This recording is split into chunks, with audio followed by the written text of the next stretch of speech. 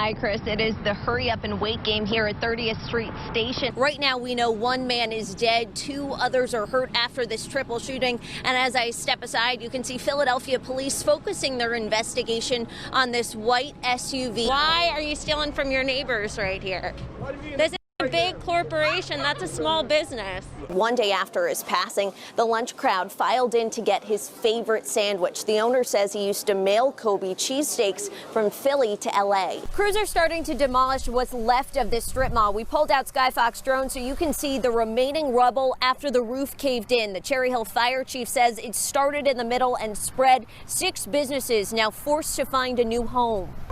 We're about 60 miles inland from the coast. So right now, the town of Florence, South Carolina is under a tropical storm warning. You can feel it in the air. This is more than just a breeze rolling through downtown. Something is different and something is building. Lauren Dugan was the first reporter to break this story. Don't you think it's irresponsible that one person was overseeing this fund and what could be done with the money? These scraps are what's left after winds picked up 7,000 pounds of metal, throwing it across the road. Conditions on the road are getting worse, and if you take a look at all the branches behind me, this is one of the reasons why. Firefighters say that one of the challenges in fighting this fire was all the tight spaces, so they actually brought in foam to get in some of those cracks. Now, watching firefighters do what they do best, for several kids on a baseball team, they tell me they were just starting practice and ran out when they saw heavy smoke coming in. There you go. I got it. That's the best I can do. His Christmas lights collection is huge and has been nationally recognized, but now he is holding off on hosting duties, and wait for it, he's pulling the plug. All of a sudden, I realize the door is closed. We are stuck here in 8 degrees, and I am panicking, like, how are we going to get out? Greg, who is our photojournalist behind the camera, thankfully just kicked the door open and we were able to walk out. But I was a little panicked for a second. Sure, he's a superhero. Where are you? I'm in the Manna freezer right now. It's 8 degrees. Please hurry. Please hurry. I actually didn't know what a gravedigger was. So funny story about my sweater here. I got a mysterious package at work one day. It just said to Lauren Dugan, didn't have a from. I open it up and this sweater says gravedigger. I thought that this was a death threat, but actually the gravedigger is the most legendary monster truck. That's the funniest death threat story that I've ever heard in my life. I thought it was a death threat. And you mentioned this earlier, Paige. You said it's a total Dugan moment. Right? It is. It's the cutest thing I've ever heard. What'd you guys think about my writing? Did I improve? Even with the helmet off, your hair still looks fabulous. There you go. Yeah, she did so well. The guy says, she goes, how do you think I did? You did great. We have classes for people like you. A small group of looters slip under a metal gate of a cell phone store on North Broad Street. Police weren't there, but our cameras were. Why are you stealing from your neighbors right here? This is a big corporation. That's a small business. Ugliest little kid. Empty shoe boxes covered Germantown Avenue after a day of destruction. Ransacking small businesses started overnight Saturday and never stopped, continuing all day Sunday across the city.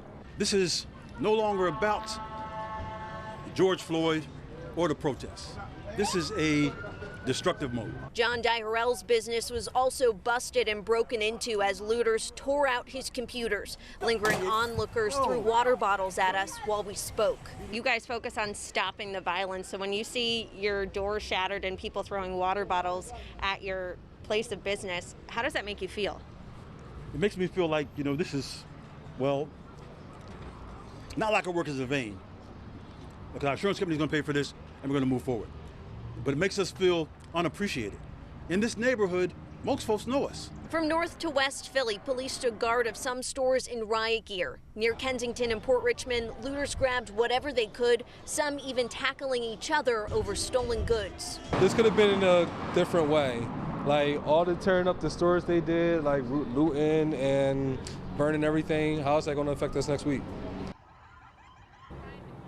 And that young man that I spoke with in Kensington after he watched so much looting in his neighborhood of not just big corporations but mom and pop shops, he told me he doesn't know where he's going to get his groceries tomorrow, just with all the destruction going on in his neighborhood. A lot of people hurt and confused today. I also want to point out that neighbors are still here guarding the doors of the Target in South Philly, and if you look beyond them, there are shopping carts that are also kind of pressed up, barricading the doors. These people obviously don't want to see some of the shops that they go to every day looted, and that is just what a lot of people, I think, want across this city right now after all the destruction we have seen today. Workers forced out, businesses forced to close, but all is not lost. Our Lauren Dugan is live in Cherry Hill, where neighboring businesses are stepping up to help. Lauren. Yeah, Chris, a case of cookies might be the only thing still intact after this massive fire at the Cherry Hill Strip Mall. Now, obviously, customers cannot get back there. There's a fence around the structure, and it is not safe. So a neighboring deli is now sharing their space, knowing what it's like to watch your business burn down. The Short Hills Deli is making room for a new neighbor, sharing their counter space with Classic Cake, whose shop on Evesham Road burned down in the Cherry Hill Strip Mall fire. I was sick of my stomach. I don't need that anymore. You know, I don't want to see anybody have a fire. Owner Jerry Kaplan says Friday's flames were a familiar sight. His deli rebuilt after 2 fires. Now he's helping Classic Cake start fresh, housing a case of cakes in his deli. They pulled one out Monday for his 81st birthday. Why not do something nice? If I had the room, I did it. This way he won't go out of business. He deserves more than just one cake today. He really deserves a whole case full from us today. We're very grateful. Lori Goldsmith works at Classic Cake. She is thankful her co-workers escaped the burning building. Investigators say there was electric work being done. When the lights came on, the fire started. For me, it was the flood of memories, and I actually came by here last night thinking that maybe it would be knocked down soon, and I needed to kind of just say my own little private goodbye. Crews are starting to demolish what's left of this strip mall. We pulled out Skyfox drones so you can see the remaining rubble after the roof caved in. The Cherry Hill fire chief says it started in the middle and spread. 6 businesses now forced to find a new home. It was just friends and family taking care of friends and family. The deli's customers are our customers are their customers, and it couldn't be a better match. Cookies still sit inside the remains of the bakery. Kaplan says the Cherry Hill community needs to come together as local businesses pick up the pieces. This is a win-win for him, as far as I'm concerned. The Cherry Hill fire chief tells me that today investigators are going through inspection records and the rubble, trying to determine if the electric work had something to do with this fire. Shayna. Lauren Dugan live in Cherry Hill for us. Thank you, Lauren. This is what the American spirit is all about. A company forced to close, employees out of work. But in this time of need, they are springing into action, reopening today. And instead of making shutters, they'll be making shields. Reopening with a new purpose. A window shutter company in Montgomery County is changing what they make. Instead of wood shutters for historic homes, they'll be assembling plexiglass face shields for doctors on the front lines of the COVID-19 pandemic. We have a lot of the capabilities from a machining standpoint, and we certainly have a whole team of people that are used to assembling things, right? So from a transferability standpoint, it makes sense, right? We just have to learn the nuances very quickly. Timberlane founder Rick Skidmore says last week the company was forced to close by Governor Wolf's order to shut down non-essential business. Skidmore was worried about his employees. So the first thing that went through my head is, how are these people going to pay their bills? I mean, how are they going to put food on the table, take care of their families? They soon realized people don't need window treatments, they need protection. Unanimously, we can absolutely do this.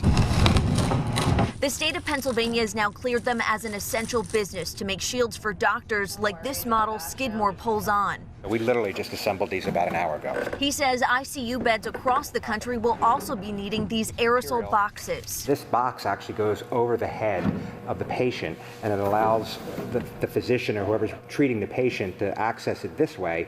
And this shield protects the clinician from any type of infectious spray. The Department of Defense has already placed a 1 million-piece order. Time is really not our friend in this, right?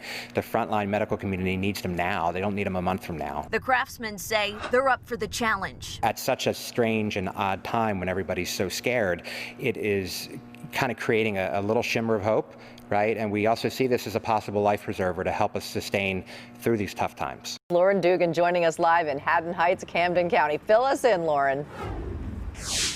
Hi, Don. This was a friendly intruder. In fact, he's become something of a town mascot here in Haddon Heights. But the other night, he made quite the ruckus on someone's roof. We were all just hanging out in this room and we heard the loudest noise ever. Up on the housetop, click, click, click. We thought that we lost like a wall to our house or something ran into our house. Corey Moore says her husband ran outside expecting to see damage or an intruder. He came in and he said, "You are not going to believe this, but there is a turkey on our roof." Turns out it was Glenn, the Haddon Heights turkey. And the turkey fly off to our roof. Glenn is the talk of the town. We're looking for Glenn. Oh, Glenn? Well, he used to hang up on Prospect, but right now he's probably, you gotta go up to the strip stores over there. We left the door open, he walked right into my store. Marissa Tracy says he's been a regular at her pizza place since Thanksgiving. He could be somewhere, anywhere around here right now. So we went on a little turkey hunt. I found Glenn. I was all choked up after we found him in another neighbor's front yard. Folks say he's a pretty brazen bird. You can't intimidate him. You could drive your car right next to him and he looks at you. But many are happy he's moved into Haddon Heights. We like having him around. And we are happy to report Glenn made it through the holidays, surviving Turkey Day and now the new year. Whatever roof he is sleeping on tonight, we wish him the best in 2020.